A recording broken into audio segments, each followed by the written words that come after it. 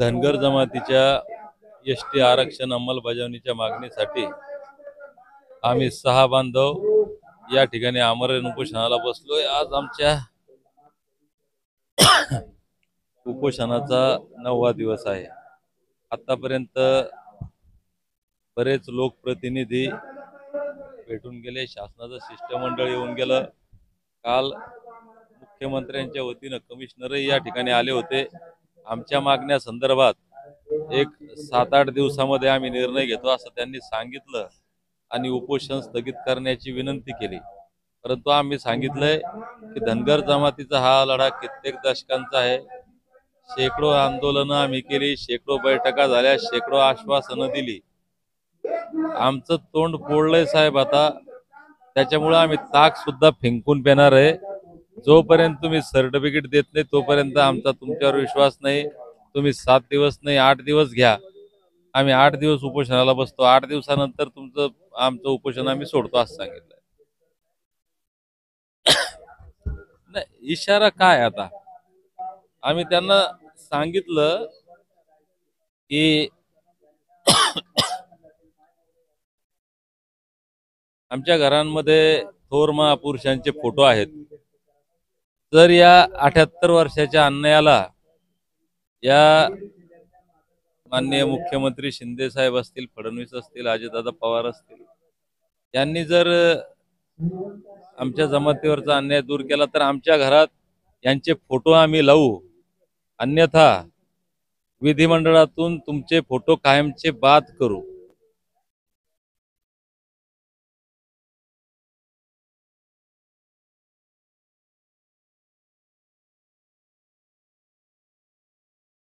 मी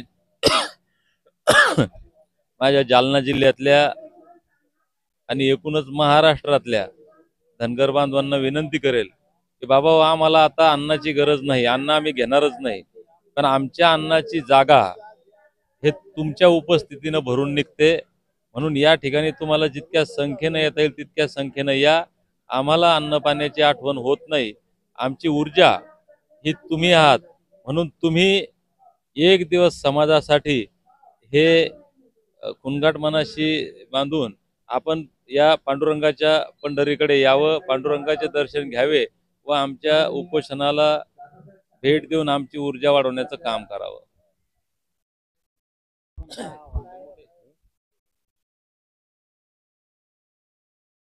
महाराष्ट्रातील माझ्या धनगर समाज बांधवांना कळकळीची विनंती करतो, आम्ही तर उपोषणाला बसलो, पण आता समाज बांधवांना मी सांगतो, आपण लाखोच्या संख्येने पंढरपूरच्या नगरीमध्ये या। तुम्ही आलात, आम्हाला पाठबळ मिळेल आणि मुख्यमंत्र्यांना पण जर जाग येईन। जरा आतापर्यंत 70 वर्षापासूनचा जे आपला लढा आहे, जो आपल्यावर अन्याय होतोय, या अन्यायाला वाचा फोडण्यासाठी तुम्हाला पंढरपूर नगरीमध्ये यावंच लागतंय। आल्याशिवाय मुख्यमंत्र्याला जाग येणार नाही।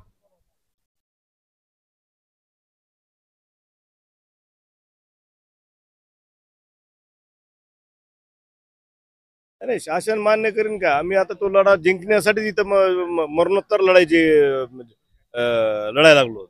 जर शासनाला जर जाग येत नसेल तर आम्हाला आणखीन उग्र स्वरूपाचं आंदोलन करावं लागेल। आम्ही संविधानाच्या मार्गाने शांततेच्या मार्गाने आंदोलन करतोय।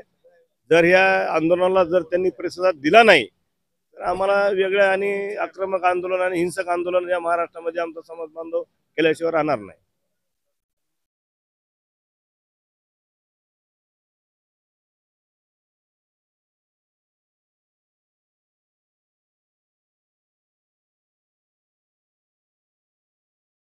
हो, 2014ला आदरणीय फडणवीस साहेबांना आम्हाला पहिल्या कॅबिनेटमध्ये आमंत्रण देत, आपण पहिल्या कॅबिनेटमध्ये आरक्षण देतो म्हणून सांगितलं होतं, पण ती लबाडाचं आवताना जेवल्याशिवाय काही खरं नाही।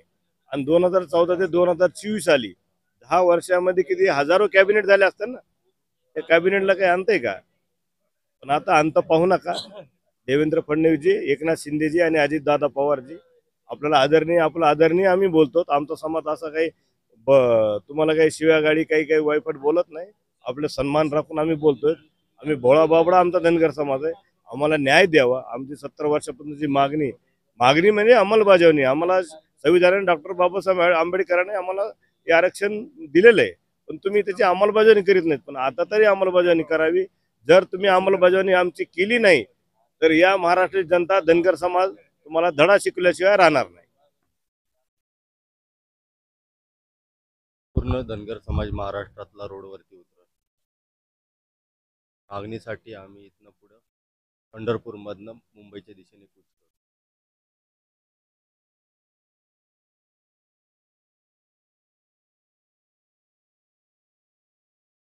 जागृत नसल्यामुळं नाही, तर ह्या लढ्यामध्ये महत्त्वाचा विषय असा आहे की आश्वासनं देऊन धनगर समाजाला सदनकादा गुंडाळत त्यामुळे समाज एकीकरणासाठी हा चुकीचा संदेश शासनाकडनं कायमस्वरूपी 70 वर्षामधनं देण्यात आला.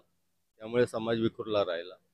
कारण संविधानाने दिलेल्या ह्याच्यानुसार आम्हाला आरक्षण दिलेलं ते डॉक्टर बाबासाहेब आंबेडकरांनी, पण त्याचं अंमलबजावणी करत नाहीयेत. कारण त्यामुळे धनगर समाज जर एकत्र आला तर यांना घाम फोडू शकतो अशी त्यांना भीती वाटते.